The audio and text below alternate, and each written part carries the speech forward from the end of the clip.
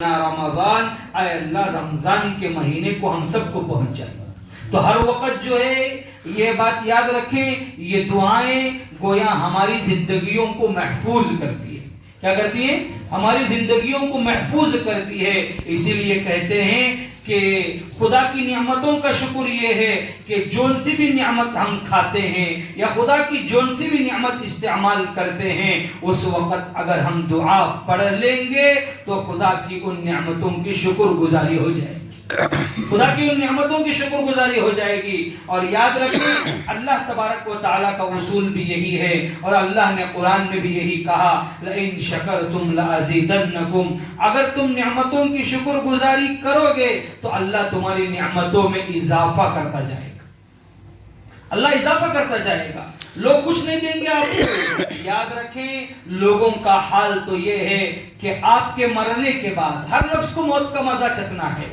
قرآن نے صاف کہہ دیا ہے کل نفس ذائقۃ الموت، ہر نفس کو موت کا مزہ چکھنا ہے اور خدا کے دربار میں حاضر ہونا ہے. اور امت کا حال تو یہ ہے کہ امت جو ہے تمہارے رشتہ دار، تمہارے خاندان والے، تمہارے قبیلے والے، تمہارے بچے ہمارے مرنے کے بعد جو ہے اگر ہمارے بدن پر سونا اور چاندی لگا ہوا ہو، دنیا نے دیکھا کہ مرنے کے بعد جب ہمیں پاک کیا جاتا ہے، کپڑے بدلے جاتے ہیں، تو اس وقت ابھی ہمیں جنازہ بھی نہیں پڑھایا گیا، ابھی ہمیں لوگوں کے دیدار کے لیے بھی نہیں رکھا گیا.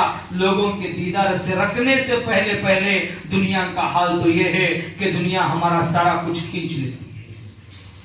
پہنا ہوا کتنی بڑی سننے کی انگوٹھی کیوں نہ پہنا ہو، کتنی قیمتی ہیرے جواہرات کی وہ انگوٹھی کیوں نہ پہنا ہو، کتنا کیجیوں کا مال وہ دنیا والوں کو دکھانے کے لیے پہن کر چلتا کیوں نہ ہو، لیکن جب موت کا مزہ چکھتا ہے وہ سارے مال دنیا والے نکال لیتے ہیں اور پھر لوگوں کے سامنے اسے ایک لاوارث کی طرح، ایک یتیم کی طرح، ایک بیوہ کی طرح اسے لا کر لوگوں کے سامنے رکھتے ہیں. اور یاد رکھیں مسلمان ہونے پر اس بات کا آپ فخر کریں، مسلمان ہونے پر اس بات کی آپ فخر کریں کہ اللہ تبارک و تعالی آپ جب پیدا ہو رہے ہیں اس وقت بھی لوگ آپ کی عزت کر رہے ہیں، اور جب آپ مر رہے ہیں اس وقت بھی لوگ آپ کی عزت کر رہے ہیں. ورنہ دنیا دستور یہ ہے کہ اگر دوسرے مذاہب میں کسی آدمی مر گیا، انتقال ہو گیا، تو لوگ اسے اپنے گھر کے اندر تک نہیں جماتے، لوگ گھر کے اندر تک نہیں جماتے، اسے منحوس سمجھتے ہیں، گھروں کے باہر رکھتے ہیں. لیکن اس بات پر فخر کریں کہ اللہ نے جو دین اسلام دیا ہے اور قرآن نے جو کہا ان الدین عند اللہ الاسلام، یہ دین، یہ اسلام، یہ اللہ کے نزدیک قابل قبول ہے. ومن یبتغی غیر الاسلام دینا فلن یقبل منہ، جو آدمی اسلام سے ہٹ کر دوسرا دین لے کر آئے گا وہ اللہ کے پاس قابل قبول نہیں ہوگا.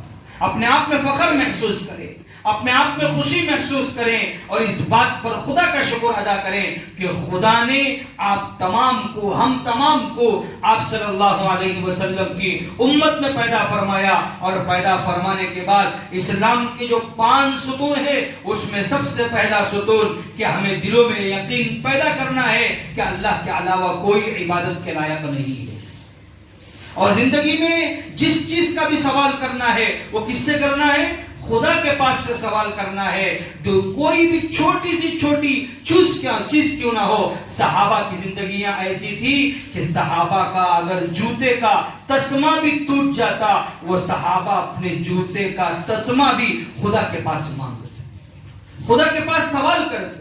تبھی تو حدیث ہے کہ اللہ کے نبی نے کہا لو انکم تتوکلون علی اللہ حق توکلی، اگر تم اللہ پر بھروسہ کرو گے جیسا خدا پر بھروسہ کرنے کا حق ہے، جیسا خدا کو ہمیں جاننے کا حق ہے، جیسا خدا کو ہمیں پہچاننے کا حق ہے. اللہ کے نبی نے کہا لو انکم تتوکلون علی اللہ حق توکلی، اگر تم خدا پر بھروسہ کرو گے جیسا خدا پر بھروسہ کرنے کا حق ہے لرزقتم کما ترزق الطیر، اللہ تمہیں ایسے روزی دے گا جیسے اللہ پرندوں کو روزی دیتا ہے.